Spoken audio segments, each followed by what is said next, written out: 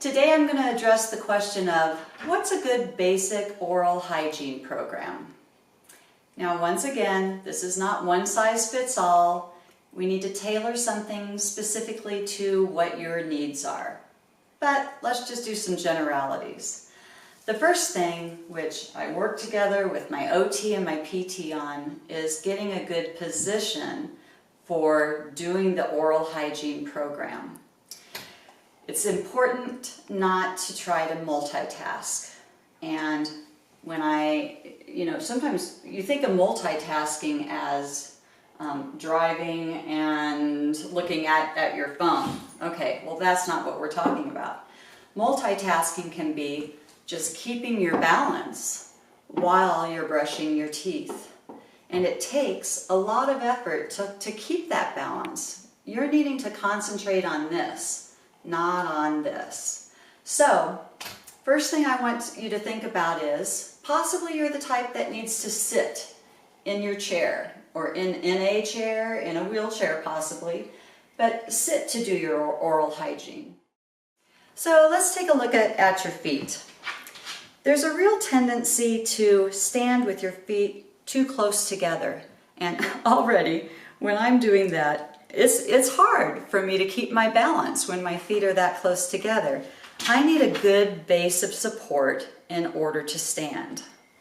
So my OT and PT have helped me figure out that it's good to put that tape on the floor in a position that is a good sturdy base of support for you. Put it there so that you don't even have to think about it. Now you've got 2 points of contact. That might be all you need. But what can be even better, hate to have you look at my stomach, but brace yourself against the counter. Now you've got 3 points of contact. I'm feeling so solid, I'm not even having to think about my balance. So now all I have to concentrate on is brushing my teeth.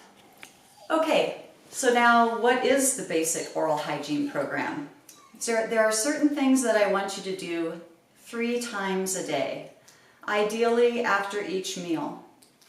First, you want to start with just rinsing out your mouth.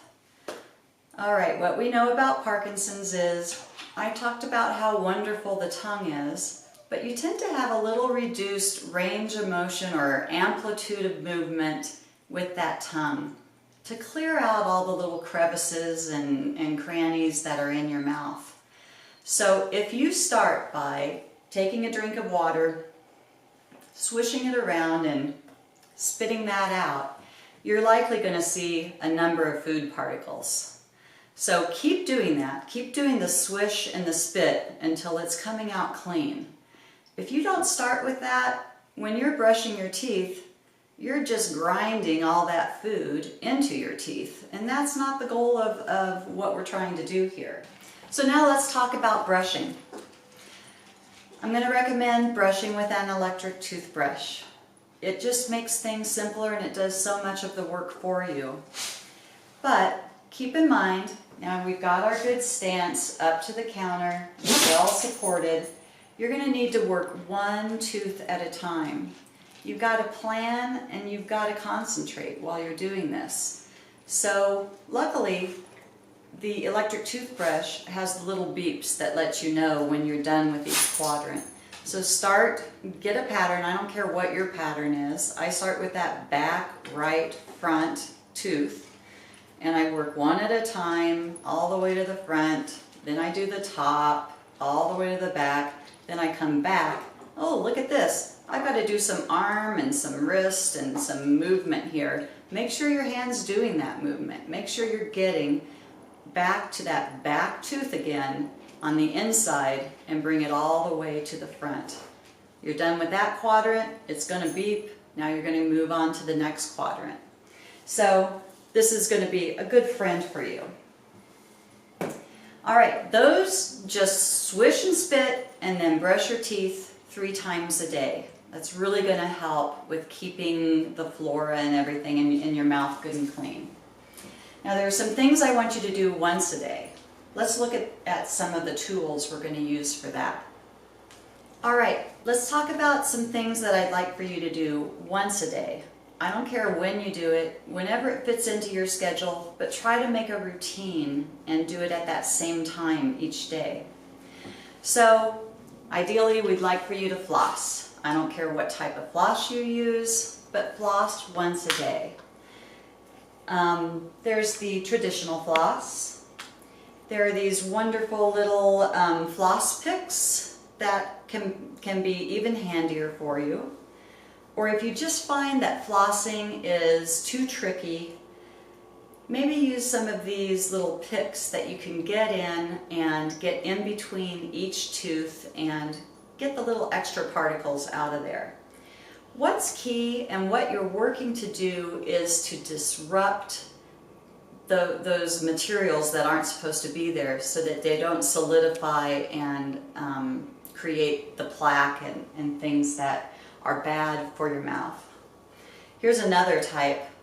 These are called, they have different types of them. This one's called Dentec. But I want you to be aware that if you have really tight teeth like I do, they make one for those tighter teeth. Or if you have more gappy teeth, then you want to get a little different style. Or it's the same thing, it's just for gappier teeth. All right. So this is where I like to refer folks to my occupational therapists. They're the ones that are really good at seeing how is your motor movement, how well are you able to move your hands around and get the jobs done here that you really need to get done. So I'm not condoning any particular one, and I'm definitely not saying a particular brand is best. It just depends on what works good for you. Here's something that I like to keep in my purse or in the car. It's great for when you're traveling around. As we talked about, you're likely going to have some extra particles left over when you're done eating. So these are really good. It's like a little portable toothbrush. You can get in there and get the food out of all those little crevices and make yourself feel really fresh and clean. It's going to help you to be able to talk and have conversations afterward. If you're dealing with trying to keep stuff in your mouth, that's just going to be distracting and annoying. All right, so we talked about flossing. Next, I want to make sure that you use a toothbrush. You want to use a soft bristle toothbrush. And again, this is just once a day. Floss and then use a toothbrush to scrub all the tissue in your mouth. I'm not talking about the teeth. Of course, you do that pretty naturally, but it's important to disrupt all the tissue. Get in there and get the gums. You want to get into the cheeks. You got to do the tongue, the roof of your mouth. Get all in there, under the tongue. Get in there. Now, this is what's important about this. This is why I tell you to do it. It's going to feel really weird.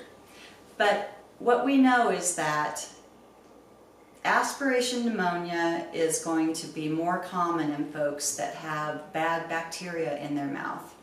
And the bacteria doesn't just form on the teeth. It forms on all the tissues. So if we disrupt those tissues and make those tissues flake off, then they will create new and healthy tissue and keep your mouth really clean and healthy and safer for swallowing.